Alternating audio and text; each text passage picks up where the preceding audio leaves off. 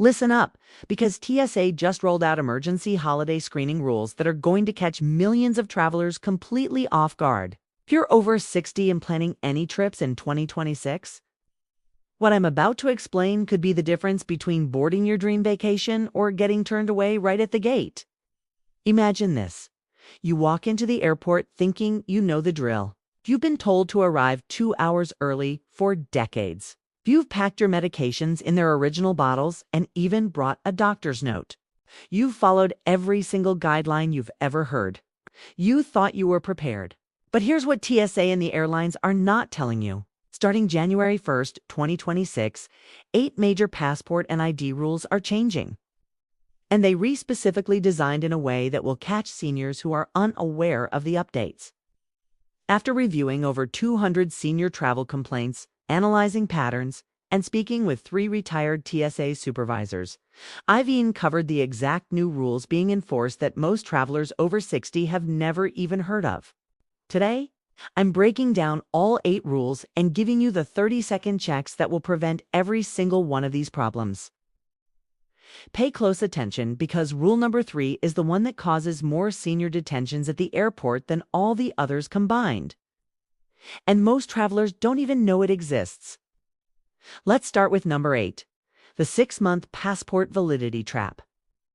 This is one of the most overlooked rules, and most travel agents won't warn you about it.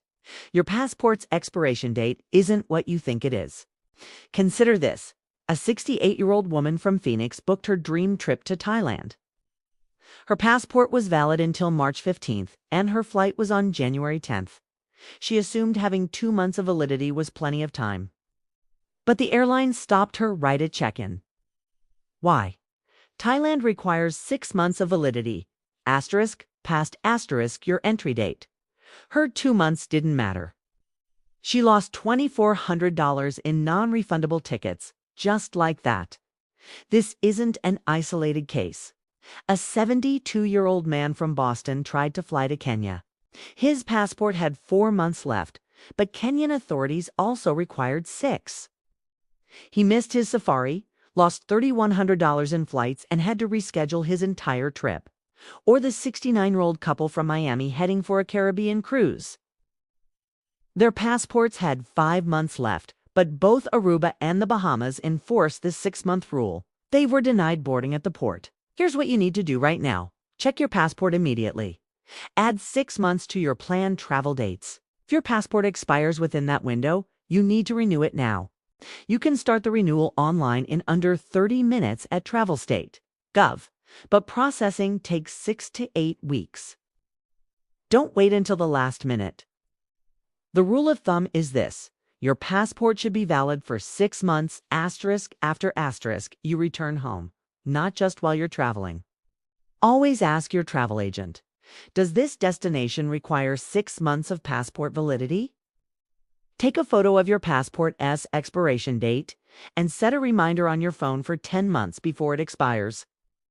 This gives you a 2-month buffer to renew without any stress. Next, rule number 7, the damaged passport rejection. Immigration officers are now denying entry for passport damage that you might not even notice. A 71-year-old couple from Denver had passports that looked perfect to them. But the husband had a habit of bending his passport to fit it in his back pocket. At the gate to London, the agent scanned it 3 times. Sir, your RFID chip isn't reading. This passport is considered damaged. They missed their flight and paid $1,800 in rebooking fees. Modern passports contain a tiny RFID chip, and bending the passport breaks the antenna. Another case, a 70-year-old woman from Chicago had her passport in her carry-on when a coffee spilled. The laminate on the photo page lifted just slightly. The airline refused to let her board her flight to Spain. $1,500 in non-refundable tickets gone. So, what should you do? Never bend your passport. Ever. Store it flat. Check it for any water damage, torn pages, or lifted laminate. And if your photo is very outdated because you've lost weight, had surgery, or have a drastically different haircut, you should renew it. Here's an insider tip. Test your passport at a self-service kiosk on your next flight.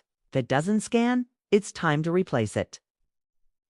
For about $8, you can buy a hard-shell passport holder that will prevent 90% of this accidental damage.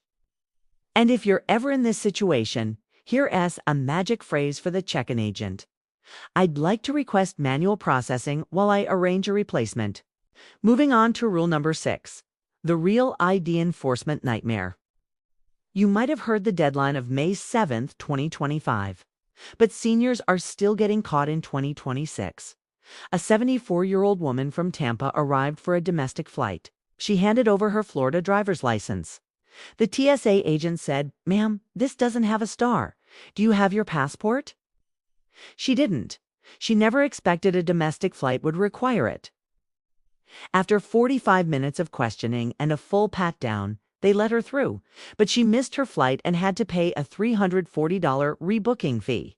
Another example, a 76-year-old man from Ohio renewed his license back in 2019, but did I notice it was missing the star? Ouch. At Chicago Midway, TSA sent him 2 secondary screening. He missed the flight to visit his grandchildren, costing him $280. The fix is simple. Check your license right now. There's no star in the corner. You need to get a Real ID compliant license. Or just plan on carrying your passport for all domestic flights. Some states even offer enhanced driver's licenses that work for land and sea, travel to Canada, Mexico, and the Caribbean. So ask your local DMV. My rule of thumb is this: if you over 60 and travel more than twice a year, just make it a habit to use your passport for everything. Rule number 5, the European biometric border trap. In late 2025, Europe launched its new entry-exit system, or EASE. By April 2026, it's mandatory at every border. A 69-year-old couple from Seattle landed in Paris at immigration. Instead of getting a stamp, they were directed to a kiosk. Place your fingers here. Look at the camera here. The husband had arthritis, and his fingers wouldn't register on the scanner. He tried 6 times. They missed their connecting train and had to pay $200 in fees. In another case, a 72-year-old man with Parkinson's tremors had trouble at the Frankfurt airport kiosk. It took him 25 minutes to get his fingerprints registered, causing him to miss a connecting flight to Rome. So, what's the solution? Arrive at the airport 30 minutes earlier than you normally would. If you have a condition like arthritis, tremors, or other issues with your hands, inform the agent immediately. And if you're connecting through a European airport, build in at least 90 minutes between flights. Here's an insider tip. If you're traveling with your spouse, register together on your first entry. That way, you'll be kept in the same queue for future entries. And a magic phrase to use: I have a medical condition affecting my hands. Is there an alternative process? Rule number 4 is the ETIA's authorization requirement. Sometime in late 2026, U.S. travelers will need to get an ETIA's approval before flying to Europe. Imagine a 72-year-old from Boston who booked a beautiful river cruise through Germany. She had her passport, her tickets, everything, but she didn't have her ETI's approval. The airline wouldn't let her board. She tried to apply right there at the airport. It cost €7, but the approval took 3 hours to come through. She missed her flight and paid $890 in fees. Here's what you do. Apply at least 1 week before your trip at Travel Europe, Europa, EU. This authorization is valid for 3 years or until your passport expires. Keep a screenshot of your approval on your phone. And remember, if you renew your passport, you must reapply for ETIs immediately. Think of it like TSA PreCheck, but for Europe. Now for rule number 3, the one that causes the most trouble, the digital ID disaster. TSA now accepts digital IDs in your Apple Wallet or Google Wallet, but only at select airports and select checkpoints. A 70-year-old from Chicago tried to use his digital license at O'Hare. The scanner rejected it, and he didn't have his physical ID on him. After 30 minutes and a supervisor call, he was finally allowed through, but he missed his boarding window. In Atlanta, a 68-year-old woman relied on her digital ID, but the TSA checkpoint at her terminal didn't accept it yet. She spent 40 minutes arguing only to lose her $320 flight. The lesson here is simple. Always, always carry your physical ID. Your digital ID is a backup, not a replacement. Make sure your phone is charged and the screen brightness is turned all the way up. The magic phrase that solves this instantly. I have my physical ID. And for extra backup, store a photo of your ID in a password-protected note on your phone. Rule number 2, the medication declaration trap. We all know TSA has rules about liquids, but many seniors get tripped up here. TSA allows liquids over 3.4 ounces if they are declared as medically necessary. A 71-year-old in Tampa packed an 8-ounce liquid fiber supplement. Security confiscated it. $28 lost. In another instance, a 73-year-old woman was carrying liquid thyroid medication. She declared it, but the prescription label wasn't visible on the bottle. They confiscated it anyway. She missed her flight and was out $450. Here's the process. Before you get to the scanner, separate all liquid medications over 3.4 ounces from your other belongings. Verbally declare to the TSA agent, I have medically necessary liquids. It helps to have a doctor's note or the original prescription.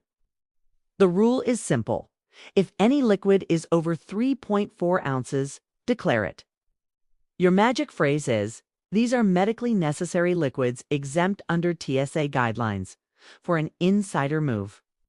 Print the medical exemption page from the TSA website and keep it in your carry-on. And finally, rule number 1, the blank page requirement. A 68-year-old couple from Phoenix had passports with valid dates, but they didn't have 2 consecutive blank pages. The airline refused to let them board. They lost $3,200. Many countries require 2 consecutive blank pages for entry stamps and visas. And crucially, U.S. passports no longer allow you to add extra pages.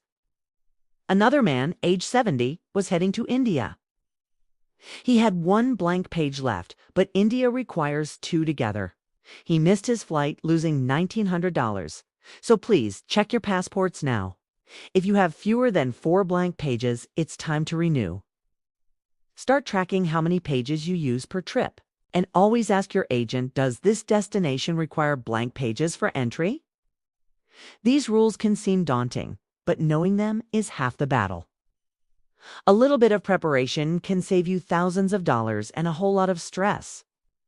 Safe travels, and don't forget to like and subscribe for more essential travel updates. Thanks for watching.